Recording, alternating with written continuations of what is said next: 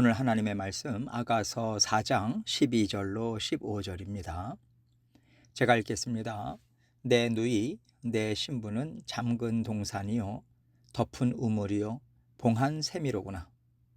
너에게서 나는 것은 석류나무와 각종 아름다운 과수와 고벨화와 나도풀과 나도와 번홍화와 창포와 개수와 각종 유향목과 몰약과 침향과 모든 귀한 향품이요 너는 동산의 샘이요 생수의 우물이요 레바논에서부터 흐르는 시내로구나. 아멘. 온 세상은 다 하나님의 것입니다. 그래서 하나님만이 하나님의 뜻대로 하나님 마음대로 무엇이든지 다 사용하시고 이를 이루어 가실 수 있어요. 그러나 세상은 이것을 인정하지 않기 때문에 하나님께 여쭤보지도 않고 하나님의 이름으로 사용하지 않습니다. 다 자기들 마음대로 자신들의 이름으로 모든 것들을 사용하기를 원하죠. 하나님의 사람들이 세상 사람들과 구별되는 것이 바로 이것입니다. 하나님의 사람들은 모든 것이 다 하나님의 것임을 인정해서 먼저 하나님께 여쭤보고 무엇이든지 하나님의 이름으로 사용하고 채워주시는 모든 은혜와 복을 받아 누리면서 하나님께 감사, 찬양, 영광을 올려드려요. 이렇게 세상 사람과 하나님의 사람은 주인이 누구냐, 소유권이 누구에게 있는가, 이것에 대해서 분명하게 다르게 생각하고 있습니다. 오늘 말씀에 잠근 동산, 덮은 우물, 봉한 샘 이런 표현들이 나오는데 이것은요 소유주가 따로 있다는 것을 인정한다는 뜻이 담겨 있어요. 누구나 다 들어가서 함부로 사용할 수 있는 게 아니라 주인의 뜻이 있고 허락이 있어야지만 사용할 수 있다는 것을 나타내고 있는 거죠. 이런 의미에서 하나님의 자녀들은 언제나 하나님이 모든 것의 주인 되심을 인정하고 하나님의 뜻 안에서 사용하고 살아가기를 기뻐하는 사람들이라는 것을 항상 생각해야 되는 거고요. 이것을 인정하는 삶이 하나님 앞에서 살아가는 삶이고 겸손한 믿음의 삶인 것입니다. 이걸 놓치는 순간 나 자신이 주인 돼서 살아가게 되는 거예요.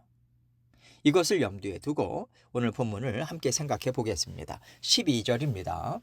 내 누이 내 신부는 잠근 동산이요 덮은 우물이요 봉한 샘이로구나. 내 누이 내 신부, 이 말은요 직역하자면 나의 누이 같은 신부 이런 뜻이에요.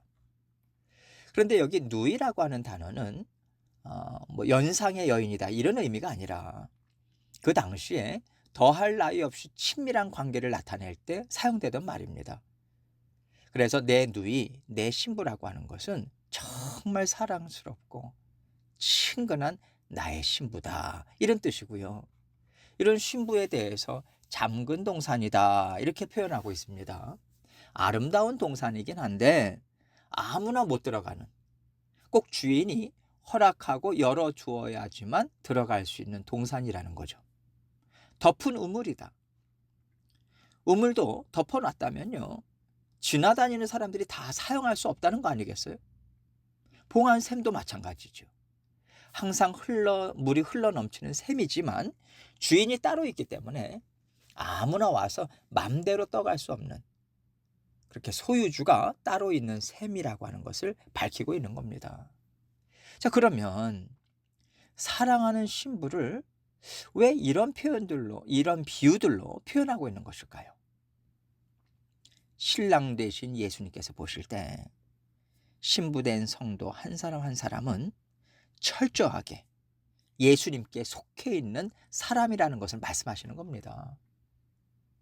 그래서 믿음의 사람들은요 세상 사람들이 하는 말, 생각, 행동 이런 것들을 함부로 받아들이지 않아요. 신랑 되신 예수님께서 기뻐하시고 신랑 되신 예수님과 합의가 된 말들, 생각들, 가치관, 문화 이런 것들만 신부는 받아들인다는 것이 전제되어 있는 거죠. 하나님의 사람들은요, 철저하게 신랑 되신 예수님께 속해져 있고 예수님을 너무나도 사랑하기 때문에 예수님의 말만 듣습니다. 이것만이 내가 믿고 살아야 될 진리고 나를 지켜주는 든든한 울타리다. 이것을 믿는 믿음으로 하나님의 자녀들이 살아갈 것을 얘기해 주고 있는 거죠. 13절입니다.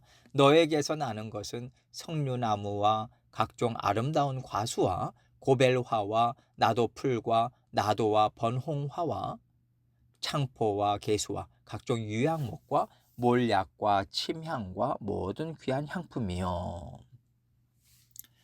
석류는요, 풍요로움을 상징하고 특별히 제사장의 옷 그리고 성전 기구의 장식으로 사용되었어요.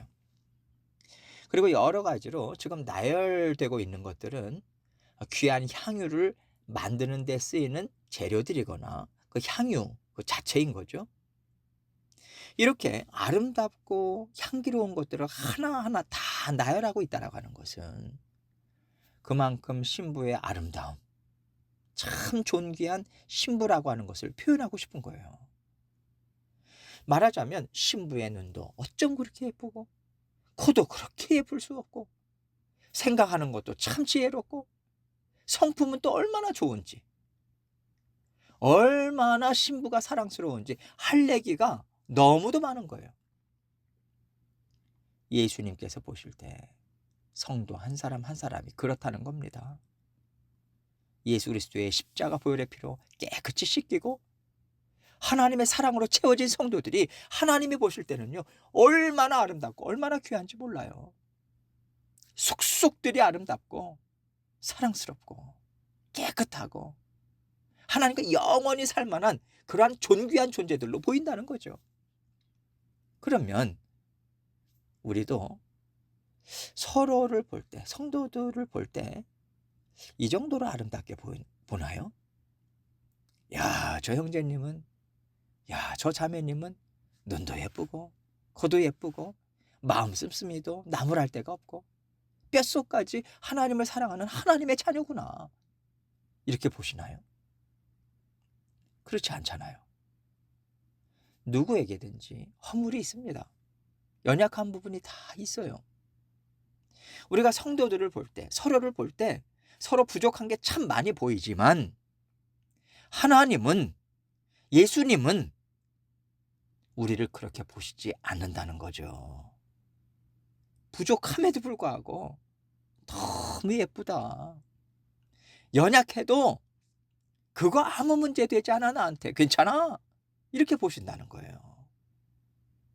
그러니까 우리가 하나님 앞에 설 때 우리 예수님께서 한 자녀 한 자녀에 대해서 구구절절히 칭찬하시면서 아름답다고 변호해 주시는 거잖아요.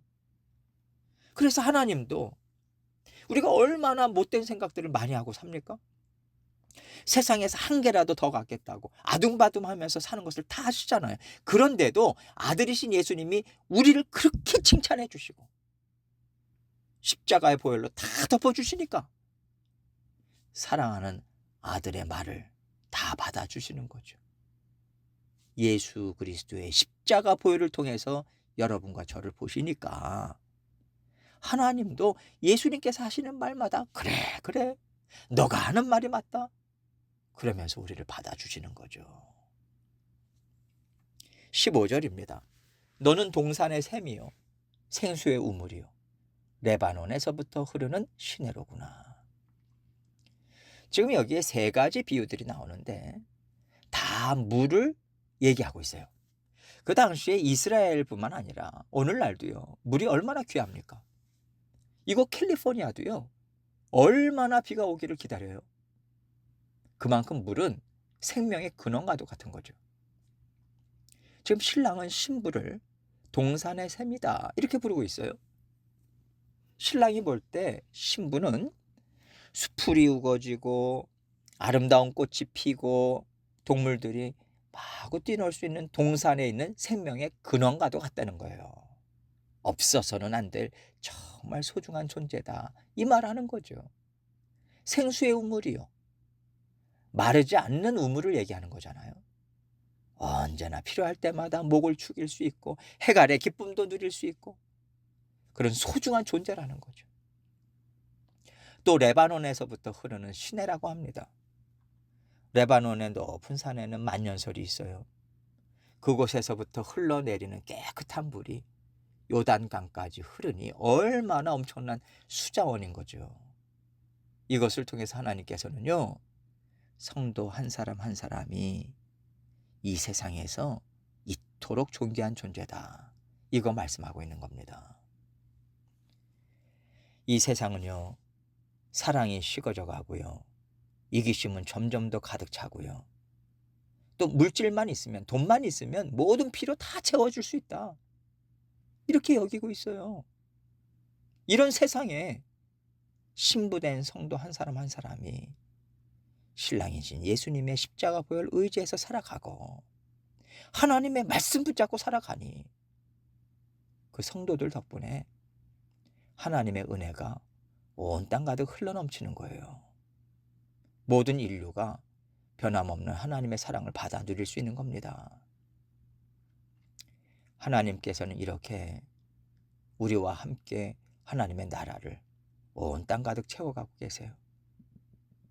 신랑 되신 예수님이 이 땅에 다시 재림주로 오셔야 되는데 하나님의 자녀들이 온 땅을 아름다운 성도들로 가득 채우고자 애를 쓰고 있으니까 예수님께서도 우리와 함께 그 뜻을 이루시느라고 신랑으로 오시는 날을 계속 미루고 계시는 거예요. 믿음의 성도들이 있기 때문에 세상은 아직도 하나님의 은혜를 누리고 있습니다. 그러나 예수님께서 신랑으로 이 땅에 다시 오셔서 우리를 신부로 맞이해 주시는 그날, 세상은 끝납니다. 더 이상 세상이 받아 누릴 은혜와 복은 없어요. 세상이 아직도 하나님의 은혜와 사랑을 맛보고 구원의 복음을 들을 수 있는 기회를 얻는 것은 신랑 되신 예수님을 사모하는 하나님의 자녀들이 이 땅에서 열심히 살고 있기 때문인 거죠. 이 땅에서 살아갈 때 우리는 세상의 생수고 흐르는 물이다, 이거 항상 기억해야 합니다. 그래서 우리가 잠잠히 있으면 안 돼요. 땅끝까지 주의 복음 전하고 하나님의 말씀으로 아름다운 교회를 세우려고 애쓰면서 부지런히 움직여야 합니다. 하나님의 말씀을 따라서, 인도하심을 따라서 부지런히 성도의 삶을 살아야 돼요. 그래야 생수의 강이 흘러넘치는 아름다운 하나님의 나라를 우리는 온 땅에 이루어갈 수 있는 것이고요, 이 뜻을 하나님께서 날마다 우리와 함께 이루어가고 계십니다. 우리가 이 땅에서 주님만 바라보면서 최선을 다해서 살아갈 때 신랑이신 예수님께서 이 땅에 다시 오셔서 우리를 맞아주시고요, 그동안의 모든 수고, 노고 다 씻어주시고 권세의 능력을 받아 누리게 하실 것을 우리 주님이 얼마나 학수고대 하시겠어요. 우리가 이 땅에서 오래 살고 건강하게 사는 거 다 좋지만요, 사실 이런 것들보다는 우리가 예수님 품에 안기는 게 가장 행복한 순간이 될 것입니다.